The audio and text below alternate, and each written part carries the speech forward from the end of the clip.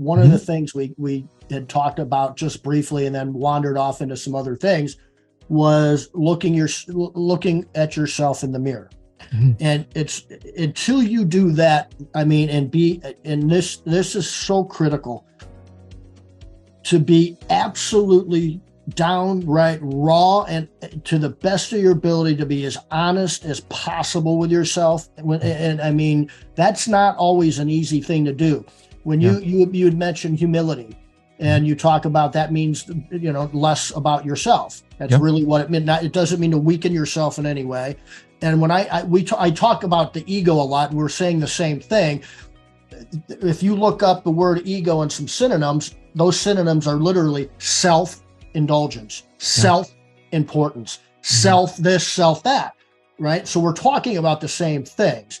And most of the time in my 35 years of roaming around in the business world, I see the ego creating more problems because ego isn't this and it isn't this. Ego usually is rooted in fear and worry. And then your ego tends to get really large because it's trying to protect itself, right? Yeah. Because it's fearful.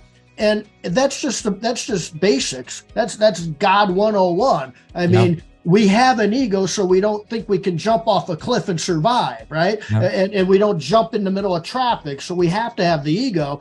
But when it's, and we have to, and that's protecting ourselves from that fear. I don't know of anything else I don't know of anything more that I see than fear that gets in the way of a business entrepreneur that wants to grow and scale a business. Yeah. I don't know of anything that's more potent than stopping you from succeeding than fear.